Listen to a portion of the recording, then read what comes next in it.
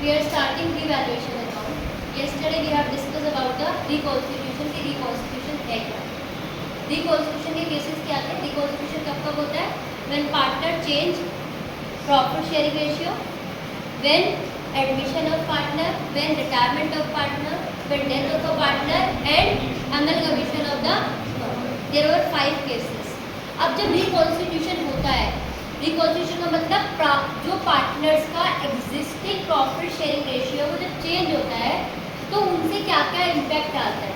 I just have given an example of that reserve. वो गुल्लक का एग्जांपल कल दिया था ना आप सबको कि अगर आपने कुछ डिस्ट्रीब्यूट करना है, अगर कोई पार्टनर नया आ रहा है तो कैसे करोगे.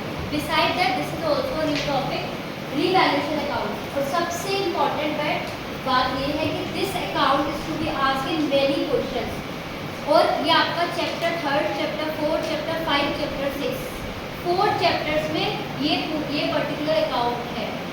और अगर आप बिलीव करोगे तो अकाउंटेंसी के पेपर में भी इस अकाउंट के 3-4 क्वेश्चन आएंगे. पूरी बुक का एक एसेस टाइप का ये क्वेश्चन ये तो आएगा ही. तो what is this revaluation account? Assets और लायबिलिटी का, एसेट्स का रिवैल्यूएशन एंड लायबिलिटी का रीअसेसमेंट करने के लिए रिवैल्यूएशन बनाते हैं. आखिर क्या है, क्यों करते हैं? फिर से एक एग्जांपल लेते हैं. ए और बी दो पार्टनर है, ठीक है. जब इन्होंने बिजनेस स्टार्ट किया तो इन्होंने एक लैंड एंड बिल्डिंग परचेज करी. आप थोड़ा सा समझना कि एग्जांपल को करेक्ट करना. और इन्होंने वो लैंड एंड बिल्डिंग खरीदी थी 60 लाख, ठीक है. अब आपको एक अकाउंटिंग कॉन्सेप्ट पता है कि we maintain assets on the historical cost. Historical cost principle पढ़ा था हमने 11th में. जितने भी एसेट्स है, फिक्स एसेट्स है, उसको वैल्यू किस पे करते हैं? हिस्टोरिकल कॉस्ट पे, मतलब उसकी कॉस्ट पे, और लेस करते हैं डेप्रिसिएशन. ये पता है कॉन्सेप्ट. यानी कि बैलेंस शीट में इट विल रिमेन 60 लाख, ठीक है. माइनस अगर होगा तो सिर्फ डेप्रिसिएशन होगा. Do you think the value will remain same for 10 years? Land and building की वैल्यू सेम रहेगी. ए और बी ने स्टार्ट किया, ए और बी की जगह कोई और आप partner low, Aastha and Sadhya. इन्होंने बिजनेस स्टार्ट किया and they have purchased a land and building of 60 lakh. Because of that historical concept they need to maintain that value in the books of account 60 lakh. इन्होंने 60 लाख ही लिख ली. Now Kavita want to admit in the firm. I am taking the example of admission क्योंकि वो थोड़ा easy लगता है बच्चों को समझना. अब कविता ने फर्म में एंटर किया 1/3 शेयर के लिए, ठीक है. 1/3 शेयर का मतलब प्रॉफिट्स में कैपिटल में सबका शेयर इसका कितना है. अब इन दोनों ने 30 लाख रुपीज लगा रखे थे. तो कविता ने क्या बोला, आप मुझसे भी 30 लाख ले लीजिए और मुझे 1/3 का पार्टनर एग्री हो गए दोनों. लेकिन फिर आज तक माइंड में एक बात क्लिक करी. क्या बात क्लिक करी? हमने 30 लाख लगाए थे 10 years बाद. तब लैंड एंड बिल्डिंग 60 थी, बट पापा तो अभी कह रहे हैं कि ये हमारा 60 लाख की जगह 6 करोड़ की प्रॉपर्टी होगी. हो सकती है कि नहीं हो सकती है? ऑफ कोर्स होगी. यू नो वेरी वेल कि लैंड एंड बिल्डिंग के प्राइस जनरली हाई होते हैं. अगर ऐसा हो रहा है, अब एक हिस्टोरिकल कॉस्ट कॉन्सेप्ट ने कह दिया कि आप इसको कॉस्ट पे मेंटेन करोगे. अगर कॉस्ट पे मेंटेन करो तो मैं इस वैल्यू के अकॉर्डिंग, मतलब इस वैल्यू पूरी बिजनेस की वैल्यू के अकॉर्डिंग सिर्फ 30 लाख रुपीज कविता से इन दोनों ने कमाए. अब जब ये पार्टनर बन जाएगी तो आप कुछ सोचो, बाकी सब चीज छोड़ो. 6 करोड़ का 1/3, 2 करोड़ की ओनर अपने आप बन गई बिना कुछ करे. एग्री और नॉट? एग्री. आपने कुछ भी नहीं किया क्योंकि बैलेंस शीट में 60 लाख था. तो 1/3 की अगर शेयर क्योंकि 1/3 की बन गई, तो वो कितने की बन गई? अपने आप 6 करोड़ की अगर लैंड बिकेगी आगे तो 2 करोड़ की ओनर कविता भी कर दी. Is the justification? Any justification is there? क्या ये जस्टिस है? अननेसेसरी कविता को क्या हो रहा है? बेनिफिट हो रहा है. क्यों हो रहा है? बिकॉज उसकी कोई हिस्टोरिकल कॉस्ट कॉन्सेप्ट कर रहे हैं. तो इस चीज को रिमूव करने के लिए एक अकाउंट बनाया जिसका नाम है रीवैल्यूएशन अकाउंट. इसमें एसेट्स की वैल्यू रीवैल्यू होगी, मतलब दोबारा से हम एसेस करेंगे और जितनी इंक्रीज या डिक्रीज हुई है उस अकाउंट में लेंगे और उस अकाउंट का गेन बाकी के 2 पार्टनर में डिस्ट्रीब्यूट. रीजन समझ में आया? इसी तरीके से हो सकता है कि इनके पुराने लोन लिया था 12 लाख का लोन लिया था, ठीक है। अब 12 लाख का जब लोन लिया था पहले, तो कविता जो लोन के लिए वो बनती है जिम्मेदार, 1/3 के लिए कितने की बनती है, 4 लाख की। बट इन्होंने कविता को ये नहीं बताया कि इस लोन पे इंटरेस्ट लगते लोन 60 लाख का बन गया। क्या अब जस्टिस से कविता अननेसेसरी के एक्स्ट्रा पैसे देगी? बेचारी अपने लिए तो 1/3 के लिए रिस्पॉन्सिबल होती, लेकिन अब इस सिचुएशन में वो ज़्यादा नहीं रिस्पॉन्सिबल होगी। तो ये दो सिचुएशन, चाहे एसेट्स हो चाहे लायबिलिटी हो, अगर उसकी वैल्यू इंक्रीज या डिक्रीज हुई है तो उसके लिए क्या बनाना पड़ता है, रीवैल्यूएशन, ठीक है। रीवैल्यूएशन अकाउंट किस लिए बनता है, एसेट्स की वैल्यू रिवाइज करने के लिए और लायबिलिटी की वैल्यू रीअसेस, मतलब वो भी रिवाइज करने के लिए आपको रीवैल्यूएशन अकाउंट बनाना पड़ेगा। रीजन समझ में आया? अब रीवैल्यूएशन अकाउंट किस तरीके से बनता है पहले ये देखते हैं, उसके बाद इसके गेम की बात करेंगे। देखो ये फॉर्मेट है आपका,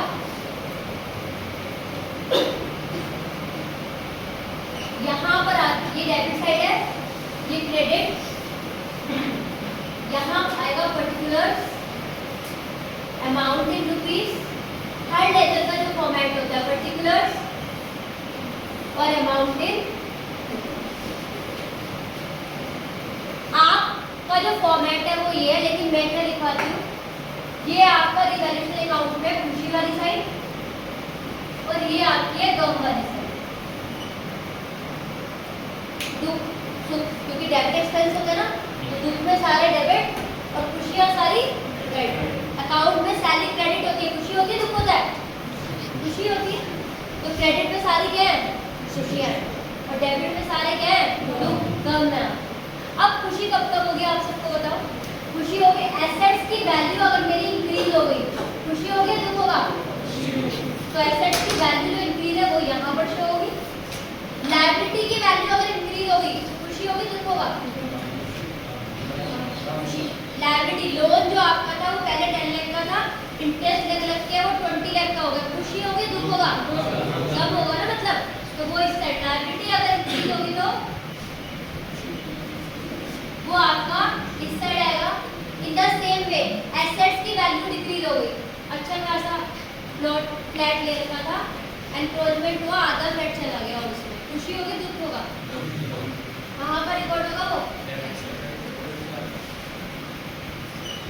लायबिलिटी की वैल्यू कम हो गई है, किसी का कर्जा देना था, किसी क्रेडिटर से मना कर दिया कि ठीक है मत दो या कम दे दो, खुशी होगी दुख होगा, वो भी कहाँ पर रिकॉर्ड होगी। Are you getting this point? If assets increase, then it will the symbol of happiness, it will be on the credit side. If liability decrease, it is also symbol of happiness, it will show on the credit side. But if asset decrease or liability increase, these both are the symbol of sadness. Of course, कि दुख हो रहा है तो debit side ये आपको बनाना है, ये लिखना नहीं है, इस तरीके से ये मेरे को समझाने के लिए लिखना है। अब टोटली में अगर ये वाला खुशी वाला टोटल ज़्यादा हुआ तो प्रॉफिट होगा, और गम वाला ज़्यादा हुआ तो ये वाली साइड अगर ज़्यादा है ये कम है तो बैलेंसिंग फिगर यहाँ पर आएगी 2 गेन, और अगर ये वाली साइड ज़्यादा है दुख वाली तो इधर बैलेंसिंग फिगर आएगी, वो आएगा। Are you getting this revaluation account? अब बेटा एक क्वेश्चन है, आपके एसेट्स की वैल्यू थी 50 lakh, now it became 60 lakh, खुशी कितने की हो रही है आपको, 10 की, 50 की या 60 की, 50 तो मेरे से, तो जितनी वैल्यू में चेंज हुआ है that will record in the revaluation account instead of what, the total value. Are you getting this point? We will be recording only increase और decrease in value, the amount is decrease by, जो जितने से decrease हुआ है या जितने से increase हुआ है उस अकाउंट में show. Let's take an example of this and I will call you one by one इसके लिए कि आपको कहाँ ट्रीट करोगे, ठीक है। अभी तो एक इसका केस ये रह गया है कि इस गेंद का क्या करें, या तो इस गेंद को बांट सकते हैं या इस गेंद को गेनिंग सेक्रीफाइस में, वो मैं अभी आपको समझाऊंगी क्या करें, दो तरीके हैं, लेकिन उससे पहले एक एग्जाम्पल ले लेते हैं। देखो ये बैलेंस शीट ले रही हूँ मैं ऐसी इमेजिनरी फिगर में, and this balance sheet B/S ये सिर्फ मुझे अलाउड है, you are not going to use these application in your notebook, you will write as balance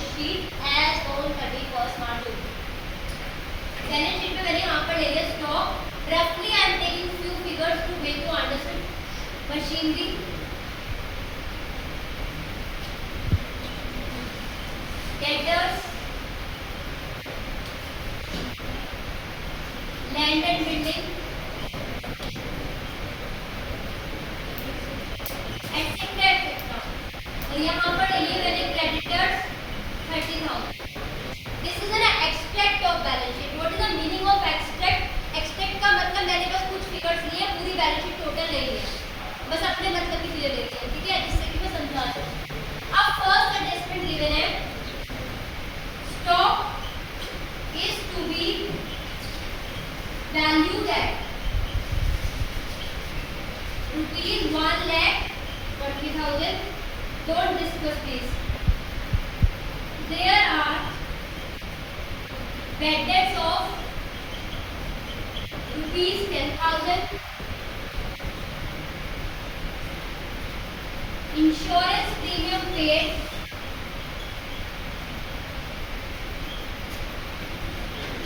included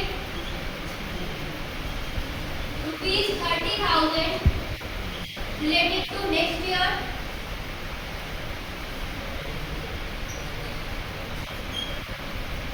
land and building, land पर डेप्रिसिएशन नहीं लगता है, बट लैंड एंड बिल्डिंग आ गई तो बिल्डिंग पर डेप्रिसिएशन लग सकता है. Land and building is to be depreciated at the rate 10%, except that machinery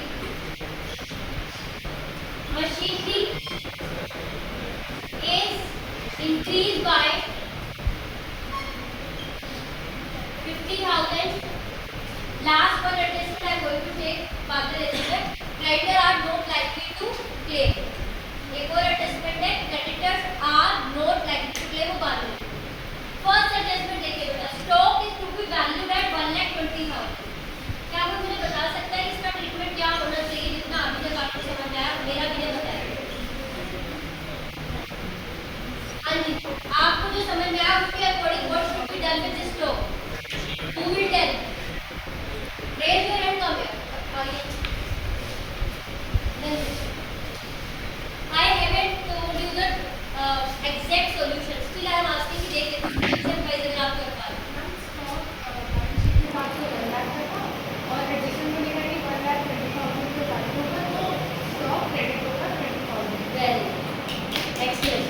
यहाँ पर क्या हुआ है?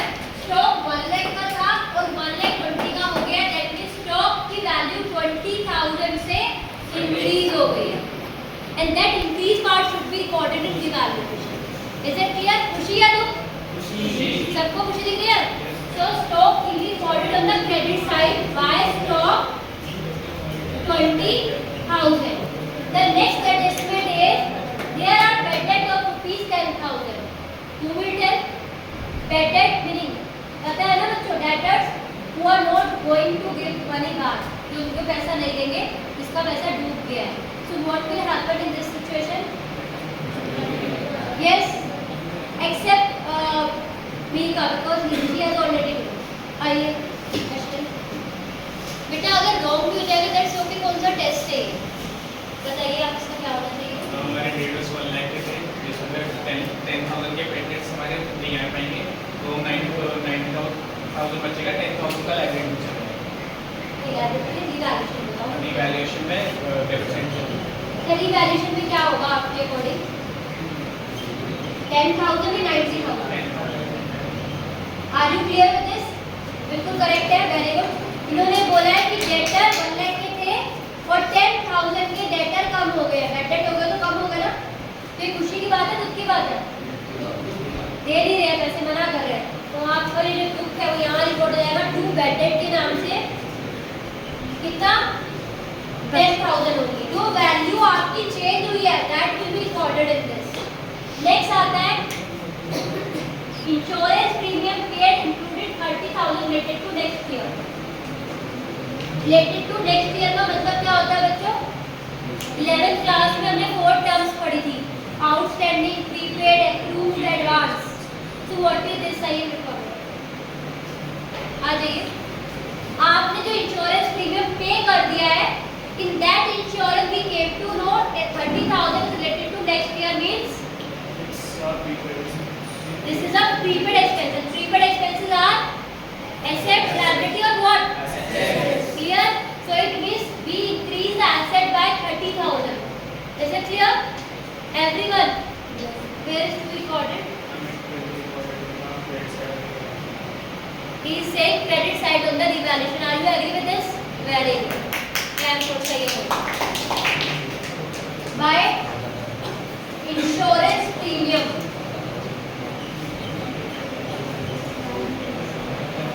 यहाँ पर आएगा by prepaid insurance 30,000. Next is land and building is to be depreciated at the rate 10% per annum. I haven't written the 10% per annum, but वो वही होगा. Anybody can tell this adjustment? Naman meaning बताइए. डेप्रिसिएशन लग रहा है तो debit side land and building का depreciation लग रहा है 10% निकाल के क्यों है? बाद में लॉस हो जाएगा. Very good. Land and building का डेप्रिसिएशन लॉस है. डेप्रिसिएशन का वैल्यू कम हो रही है, तो that should be recorded on the debit side. यहाँ पर आ जाएगा 2 लैंड एंड बिल्डिंग 10,000. नहीं sorry 10% of land and building. Land and building is 5 lakh and the 10% of 5 lakh will be 50,000. Is it clear? The next adjustment is machinery is increased by 50,000. The value of machinery is increased by 50,000. What should be done? Nikul correct. Sana, I will call you for the next adjustment. Wait. Machinery is little louder. Machinery is increasing by 50,000, so it will be credited to Why credited? खुशी या दुख? खुशी या दुख? Happiness, yes. Why? Very good. Ritu. Clap for Ritu also. Why machinery? 50,000. One more adjustment which is not here. यहाँ पर लिखा है creditors of rupees 5,000 are not likely to be claimed. Sanya आइएगा. Creditor of rupees 5,000 not likely to claim. Creditor of 5,000 are not likely to claim. Hindi बता दो जो confusion है. 5,000 के क्रेडिटर मना कर रहे हैं कि पैसे नहीं चाहिए. पैसे नहीं चाहिए. हाँ जी. वो जाएगा वो क्रेडिट साइड में. तू चला जाएगा क्रेडिट में. क्योंकि हमारा प्रॉफिट हो गया 5,000. खुशी हो. हैप्पीनेस. खुशी की बात है. क्रेडिटर मना कर रहे हैं हमें 5,000 नहीं चाहिए. This is the point of happiness. So it should be recorded on the debit और क्रेडिट. Credit side. तो यहाँ पर आ जाएगा by creditors of rupees. Is it clear? Yes. All of you, except that few adjustment may be asked. There were outstanding expenses which were not recorded earlier. What should be done? Outstanding expenses were there but has not been recorded yet. कुछ outstanding expenses थे जो आज तक हमने record नहीं करे. Then what will happen?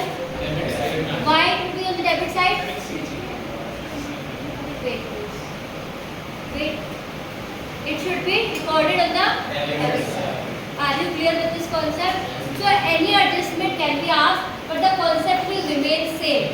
Assets increase, liability decrease will give happiness, so will be shown on the credit side.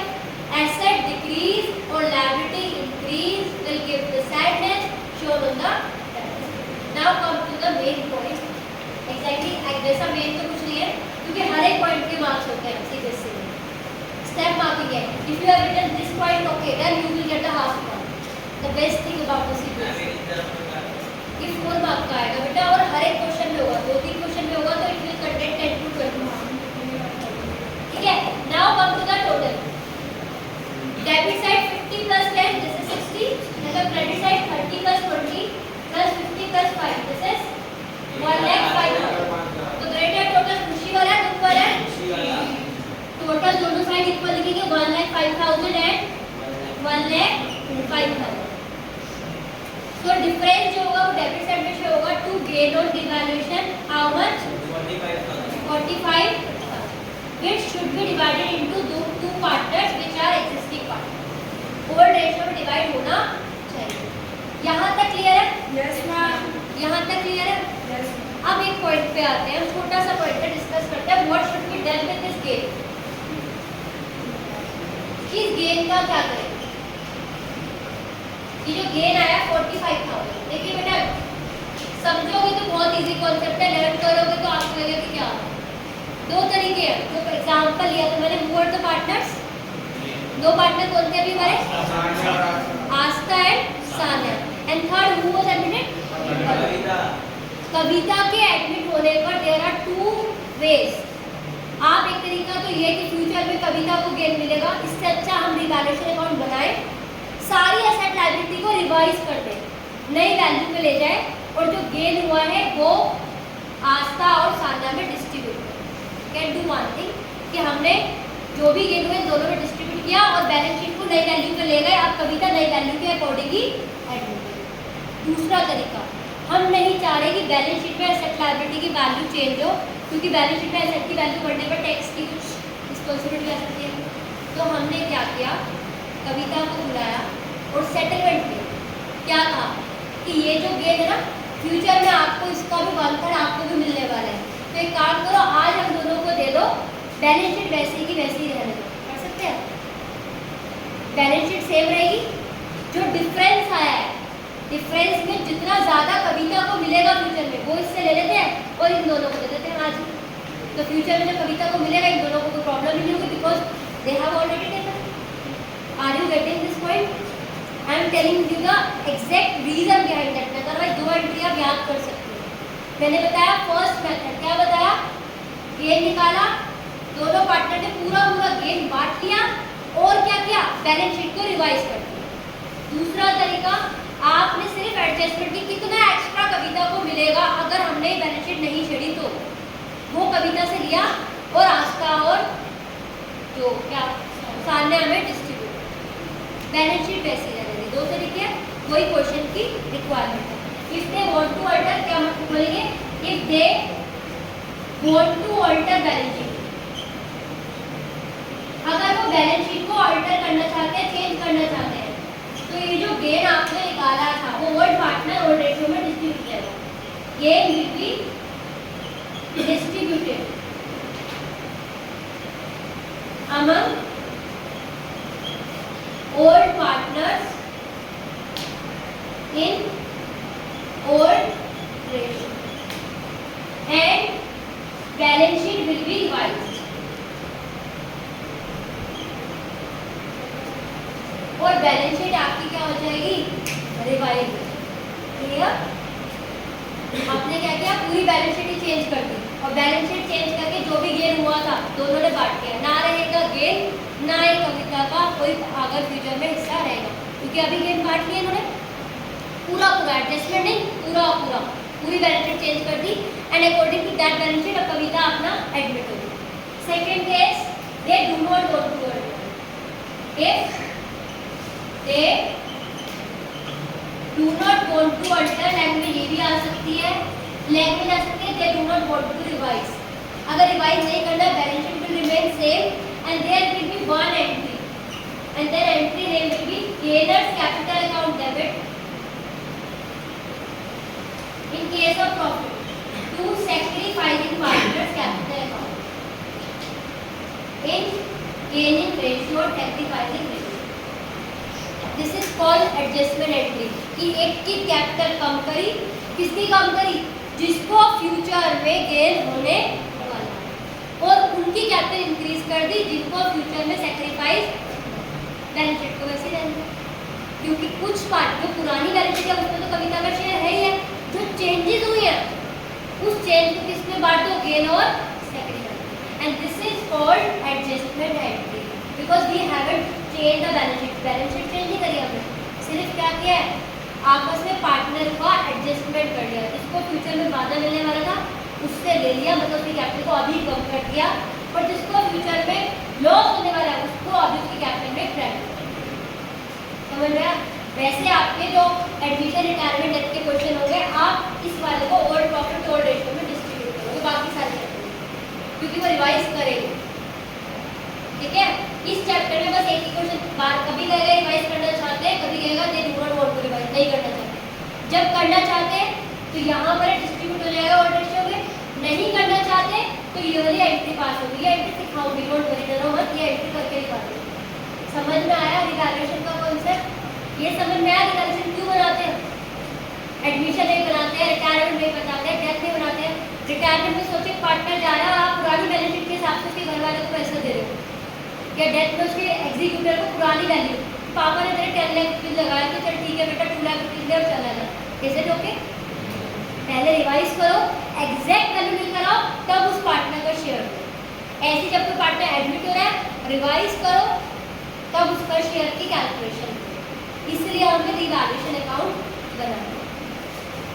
Are you clear with this everyone? किसी को कोई डाउट है तो आके पूछो। अंकित मैंने तुम्हें कॉल नहीं किया ना, लाया ही एक बार क्वेश्चन के लिए, अब सेपरेट बुला लो, जरा इधर आओ। बस एक छोटा सा क्वेश्चन पूछूंगी, इसमें जो भी था आपका, है ना? अगर मैं ये कहूँ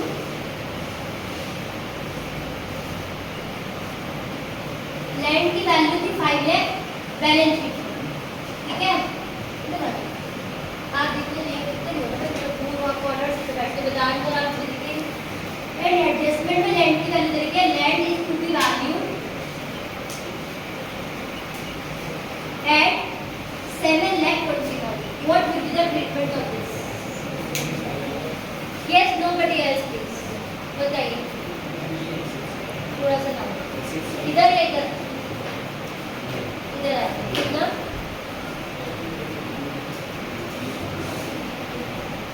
2,20,000. He is saying 2,20,000 should be shown in credit side. Is it okay? Yes. क्यों आएगा बेटा जरा ये बता दो।